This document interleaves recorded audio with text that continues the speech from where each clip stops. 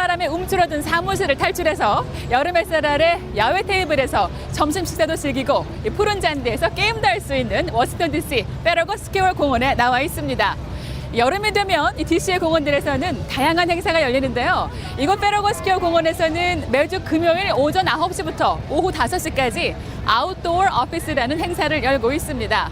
2011년부터 시작해 올해로 9년째를 맞는 아웃도어 오피스 행사는 무선 인터넷에 포함 이 책상, 의자 등 업무 환경을 제공해서 일상에 지친 직장인들이 야외 사무실에서 업무를 보면서 잠시나마 스트레스를 풀 수 있도록 합니다. 네, 이곳에선 탁구를 비롯한 각종 게임도 즐길 수 있고 보시는 것처럼 마술쇼와 같은 예술가들의 다양한 공연도 볼 수 있습니다. 공원 이용은 무료고요. 자, 5월부터 열린 이 행사는 9월 마지막 주까지 계속됩니다. 다양하고 깊이 있는 세계 소식 전해드리는 글로벌 리포트 시즌2 지금 시작합니다.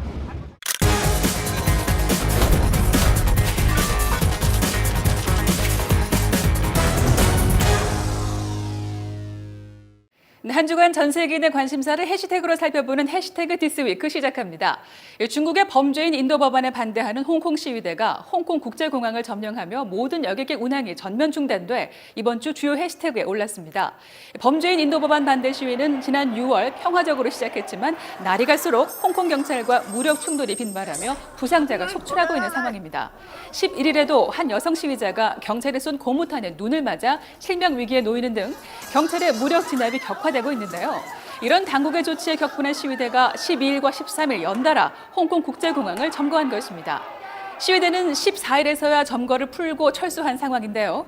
이틀이나 업무가 마비됐던 홍콩 국제공항에서는 수백 편의 항공편이 취소돼 수많은 여행객의 발이 묶였습니다. 한편 홍콩 대규모 시위는 2달 넘게 수그러들 기미가 보이지 않고 있습니다. 전문가들은 중국의 지속적인 간섭과 민주주의 억압이 홍콩 시민들의 불만을 키웠다고 보고 있습니다. 중국 당국은 이번 시위를 테러 행위로 간주한다며 강력 비난하는 동시에 홍콩 접경 지역에 군병력을 집결시켜 무력 진압의 가능성을 시사했습니다. 인도 정부가 잠무 카슈미르주의 특별자치권을 보장한 헌법 370조를 폐지하며 이번 주 주요 관심사에 올랐습니다. 카슈미르 지역은 1947년 영국 통치 말기 인도와 대륙이 힌두교 다수인 인도와 이슬람교 다수인 파키스탄으로 분할되면서 인도의 통치를 받게 됐습니다. 카슈미르 주민 다수는 이슬람교지만 지도자가 힌두교이기 때문에 인도 편입을 결정한 건데요. 이를 계기로 인도와 파키스탄은 서로 카슈미르의 영유권을 주장하며 전쟁까지 벌였고 결국 카슈미르를 반씩 나눠 통치해왔습니다. 그동안 인도는 카슈미르 지역 이슬람교 주민들의 분리 독립 열망을 잠재우기 위해서 헌법 370조를 만들어서 카슈미르인들에게 폭넓은 자치권을 보장해 왔는데요. 이번에 이 헌법 조항을 폐지하고 카슈미르를 인도의 직할령으로 삼은 것은 인도가 카슈미르 지역의 완전한 합병을 추진하는 계획이라는 분석이 나옵니다. 카슈미르를 놓고 인도와 영유권 다툼을 벌이고 있는 파키스탄의 임란 칸 총리는 인도의 조치는 카슈미르 지역의 평화와 안보를 악화시킬 것이라고 말했습니다. 파키스탄은 이번 사태로 인도와의 외교 관계를 격화하고 유엔 안보리에 인도 자무 카슈미르 특별지휘 박탈권을 다루기 위한 긴급회의를 소집해달라고 공식 요청했습니다. 트럼프 대통령이 1994년 이후 처음으로 중국을 환율 조작국으로 지정하겠다고 밝혀 중국 환율 전쟁의 주요 해시태그에 올랐습니다. 미국의 이번 조치는 지난 5일 미중 환율이 11년 만에 처음으로 1달러당 7위안을 넘어선 데 따른 것입니다. 미국이 3천억 달러 규모의 중국 제품에 9월부터 추가로 10% 관세를 부과하겠다고 발표하자 중국 당국이 인민은행에 개입해 환율을 올린 것으로 전문가들은 보고 있습니다. 달러 대비 위안화 환율이 오른 것은 위안화 가치가 그만큼 낮아졌음을 의미하는데요. 미국은 중국이 수출 경쟁력을 높이기 위해서 의도적으로 위안화 약세를 유도하고 있다고 판단하고 중국을 환율 조작국으로 지명했습니다. 특히 미국 재무부는 1달러당 7위안을 환율 조작의 심리적 경계선으로 여기는 것으로 알려졌습니다. 이에 중국 인민은행은 수일 연속 달러 대비 기준 환율을 7위안 이상으로 고시하며 달러당 7위안을 웃도는 포체 현상을 고착화하고 있습니다. 한편 미 무역대표부는 13일 성명을 통해 9월부터 일부 중국산 수입품에 10% 관세를 부과하기로 했던 것을 12월 15일로 3개월 연기한다고 발표했습니다. 이어 클릭 글로벌 이슈에서는 박승혁 프로듀서가 최근 미국에서 논란이 되는 총기 난사 사건과 총기 규제 논란에 대해 자세히 설명해드리겠습니다. On a day that would have been a normal day for someone to leisurely go shopping, turned into one of the most deadly days in the history of Texas. Clearly the question has to be raised, why Does Dayton have to be the 250th mass shooting in America? 250. I mean, that's really the question. 8월의 첫 주말을 뒤흔든 총기 난사 사건으로 미국 사회가 또 한 번 충격에 휩싸였습니다. 텍사스주 엘파소와 오하이오주 데이튼에서 지난 3일과 4일 각각 총격 사건이 일어나 80여 명의 사상자가 발생했는데요. 이제는 정말 총기를 강력하게 규제해야 한다는 목소리가 커지고 있습니다. 매스 슈팅, 즉 불특정 대중을 향한 총기 난사는 현대 미국 사회의 가장 심각한 문제로 떠올랐습니다. 비영리재단 건 바이올런스 아카이브에 따르면 올해만 벌써 미국 전역에서 250건 넘게 발생했습니다. 문제는 총기 난사가 점점 과감해지고 피해 규모도 커진다는 건데요. 미국에서 가장 희생자가 많이 발생한 총기 난사 10건 가운데 6건은 2010년대에 일어났습니다. 이런 가운데 트럼프 대통령은 대국민 담화에서 총기 문제가 아니라는 듯한 발언을 했습니다. Mental illness and hatred pulls the trigger, not the gun. 총기가 아니라 잠재적으로 위험한 사람을 규제하자는 취지인데요. 전문가들은 문제는 총기라고 지적합니다. 미국 심리학회의 아서 에반스 회장은 정신질환이 총기 난사의 원인이란 주장에 근거는 없다고 밝혔고, 애덤 랭크포드 엘라베마 주립대 교수는 총기 난사의 발생 빈도가 인구 대비 총기 소지 비율에 비례한다고 밝혔습니다. 미국 인구는 세계 인구의 4.4%지만 세계 총기의 42%를 보유하고 있다는 것입니다. 스위스 연구기관 스몰 암스 서베이에 따르면 2017년 민간인 100명당 총기 소지율은 미국이 120.5정으로 세계에서 가장 높은 것으로 나타났습니다. 2위 예멘의 52.8정, 3위 몬테네그로의 39.1정에 비해 월등히 높은 수치입니다. 하지만 미국에서 총기 소지를 규제하려는 노력은 번번이 막히고 있는데요. 지금부터 그 이유를 살펴보겠습니다. 1791년 제정된 미합중국 수정헌법 제2조입니다. 규율을 갖춘 민병대는 자유로운 주의 안보에 필수적이므로 무기를 소지하고 휴대하는 인민의 권리는 침해될 수 없다.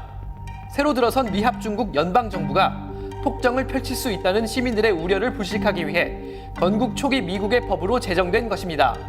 총기 규제론자들은 이 수정헌법이 18세기의 특수한 상황에 한정된 것이고 민병대가 아닌 개개인의 총기 소지를 보장한 건 아니라고 주장했지만 미 연방 대법원은 2008년 워싱턴 DC 대 헬러 소송에서 수정헌법 2조가 개인의 총기 소지를 보장하고 이를 규제하는 것은 위헌이라고 판결했습니다. 즉 총기 소지는 헌법이 보장하는 권리라고 사법부가 쐐기를 박은 것입니다. 총기 규제를 둘러싼 미국 내 여론도 여전히 첨예하게 찬반이 맞서고 있습니다.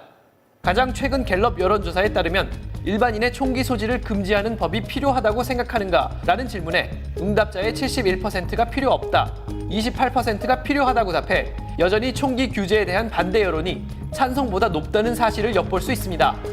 이러한 흐름에는 미국의 총기 옹호 단체들, 대표적으로 전미총기협회 NRA의 역할을 빼놓을 수 없는데요. 1871년 사교 모임 성격으로 출범한 NRA는 20세기 들어 로비 단체로 변신해 오늘날까지도 미 정계에서 엄청난 영향력을 발휘하고 있습니다.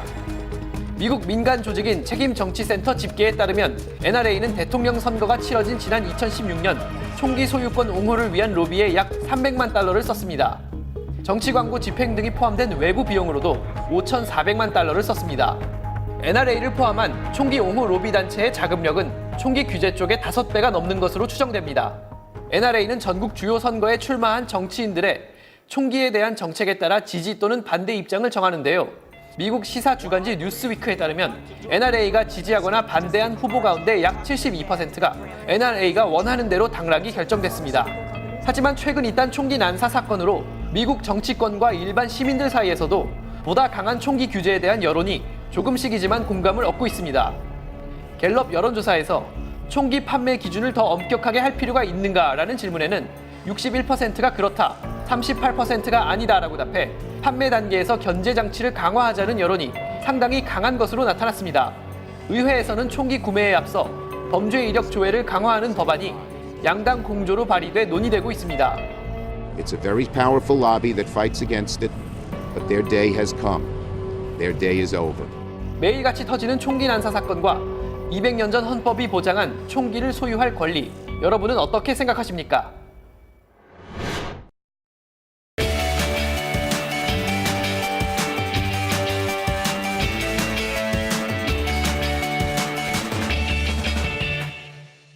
진솔한 이야기를 통해서 미국 사회의 변화, 지역의 역사, 다양한 삶과 문화를 살펴보는 글로벌 리포트 아메리칸 테일 시간입니다. 현장의 생생함을 전해줄 이은신 프로듀서 함께합니다. 안녕하세요. 안녕하세요. 네, 오늘은 어떤 이야기를 갖고 오셨나요? 네, 오늘은 VOA 센트럴의 취재를 통해 버지니아 린치버그에 위치한 자기방어교육원의 창립자이자 강사인 마코 갤브레스 씨를 소개해드리려 합니다. 자기방어교육원이라고 하셨는데요. 요즘처럼 크고 작은 총기 난사 사건이 많은 상황에서 총기 규제 필요성이 부각되고 있는데요. 참 필요한 강의라는 생각이 드네요. 네, 마코 갤브레스 씨는 지난 20년간 경찰관으로 일하며 쌓은 경험을 바탕으로 교육원에서는 물론이고 기업, 학교, 병원 등을 찾아가 총기 난사와 같은 공격에 대응하는 방법을 가르치는데요. 이와 더불어 오늘날 이미 많은 인구가 총기를 소유하고 있는 만큼 안전하고 건전하게 총을 사용하는 방법도 함께 가르칩니다. 네, 자 그럼 마코 갤브레스 씨 함께 만나보시면서 글로벌 리포트 다음 시간에 다시 인사드리겠습니다. A lot of people would look at this and maybe you see beautiful countryside, but I see running out of the church because there's an active shooter inside, and I see snipers all up in that wood line starting to take people out for secondary attack. So, but let's just go with today. It's just a beautiful countryside. I'm Marco Galbraith, and I'm the owner of T4 Tactics in Lynchburg, Virginia. We go to businesses, churches, schools, hospitals, and we teach them active shooter response or how to respond to a violent workplace attack. I've been a police officer in the Daytona Beach area for 22 years. During that time, I was assigned to task forces, homicide investigations, violent crime investigations, special unit investigations. I was a hostage negotiator for 12 years. So with that, you get to study a lot of human behavior. And that's what this is all about. How people are going to respond to an attack, and then how the attacker is going to carry out the attack. Come on up. So she's the bad guy. Hold that gun. Good. Yeah. So she's the bad guy. We're locked in a room, and here she comes. So when she comes through the door, I grab under here. Now she can't pull the gun away. She can't pull it forward because I'm grabbing it. I reach under here, and I just drop. And you feel how that just gets out of your hand? So now you try it. One arm goes under here. Yep, all the way under. And then wrap this like you own it. And then drop. I can't get that gun out. It's not right for me to go in and say, if this happens, this is what you do. Pulse nightclub was planned differently than San Bernardino. San Bernardino was planned greatly, much differently than the Las Vegas attack. But what I do is I throw a lot of scenarios at them and say, if they come in this door, this is what you do. If you come in this door, this is what you do. My business is doing well, and from a business standpoint, I'm very pleased. I wish that there were not as many active shooter events. So it's kind of bittersweet when I get busy. I always get busy after an active shooter event. I'm glad people are being trained, but I don't like to see what's happening in the country. We're so glad that you came and spent time with us. We do live in a different day and a different time. Now's the opportunity to identify and train. That's what we need to do.